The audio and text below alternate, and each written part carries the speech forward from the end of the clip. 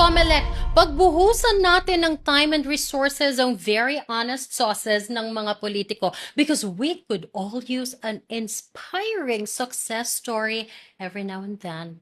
And speaking of success stories brought to you by COMELEC, I'm sure you have all heard of the beautiful success story of the equally beautiful wife of the best and the most honest House Speaker ever, Martin Romualdez, Tingog Congresswoman Yeda Romualdez, who is now serving her 4th term in Congress. How the fuck did that happen? In 2016, she served her first term as Congresswoman representing the 1st District of Leyte. 2019 and 2022, she was the first nominee of Tingog Party List. And in the recent elections, she was the party list's 6th nominee. Nakakuha ng 3 seats sa Kongreso ang Tingog. Ano nangyari? Ang 3rd nominee na si Marie Josephine Diana Calatrava, kapatid ni Yeda, nag-resign. Ang 4th nominee ng party list na si Alexis Yu also resigned because he was elected as the party's executive vice president. And Paul Moncada, the 5th nominee, was elected Vice President for Internal Affairs. So he had to resign too, which left Yeda Marie Romualdez to take the 3rd seat, and now she joins her husband, 1st Leyte District Representative Martin Romualdez, and their son, Andrew Julian Romualdez, Tingog Party List's 1st nominee. Article 6, Section 7 of the Constitution says the members of the House of Representatives shall be elected for a term of 3 years. No member of the House of Representatives shall serve for more than 3 consecutive terms. Pang-apat mo na, Yeda! So why in the first place was Yeda allowed to be the party's 6th nominee kung nakatapos na siya ng 3 consecutive terms? Kasalanan natin, sabi ng COMELEC, kasi wala daw nag-file ng petition o disqualification case against Tingog's list of nominees. I beg to disagree, sir. You could have intervened the moment they submitted their list of nominees. What about your constitutional regulatory power and duty to enforce election laws, to apply the Constitution, and to ensure only qualified candidates and nominees are allowed to run or sit? This alone allows your office to intervene even without a petition kapag nakita ninyo na may constitutional violation tulad ng term limits.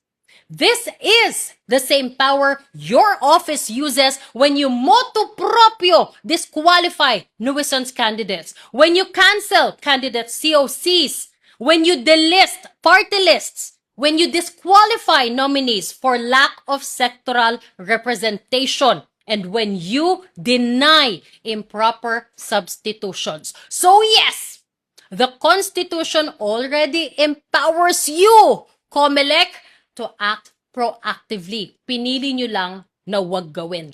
Hindi mo pwedeng gawing excuse na may loophole kasi dahil galing siya sa district tapos lumipat ng party list kaya magkaiba ang office. Again, the Constitution limits every member of the House of Representatives to just 3 consecutive terms. Article 6, Section 7 does not invite interpretation.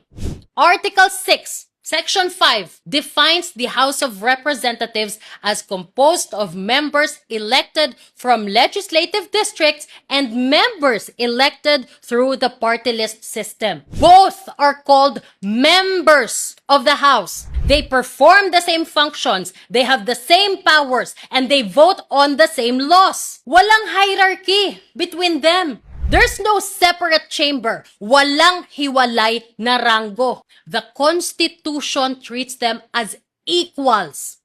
Ang pinag-iba lang ang mode of election.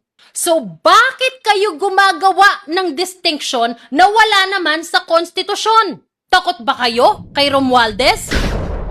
The Supreme Court has never said that a change in the mode of election breaks the continuity of service. In fact, kabaliktaran nga ang sinabi ng korte. And it has said it clearly. May malinaw na jurisdiction na dyan.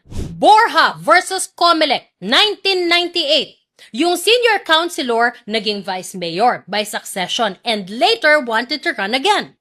Ano sabi ng korte? The court ruled that the time he served as vice mayor by succession counts as a term because he continuously exercised the same office. Ang sabi ng korte, what matters is the actual holding of power and not the manner of getting there. Lataasa versus Comelec, 2003. Yung mayor ng municipality of Digos served 3 consecutive terms. When Digos became a city, sabi niya, the conversion created a new office and that he could run again. The court rejected that. Sabi ng korte, the change in status did not change the fact that he would still be governing the same area with the same powers. Those two rulings together clearly establish that term limits cover continuous exercise of the same power regardless of the name or structure of the position. The point of the constitutional limit is to prevent monopoly of power by letting Yeda Romualdez sit for a 4th straight term. Comelec ignored those rulings and carved a hole in the Constitution. Winarningan na kayo that if you let her sit as congresswoman, magseset kayo ng dangerous precedent. Anyone can now serve 3 terms as district representative, move to a party list for 3 more, and then go back again. This does not just benefit the Romualdezes. This hands every political dynasty a manual for permanent rule. Pwede na silang maupo, both as district and party list representatives at the same time, rotate relatives between them, and claim every round is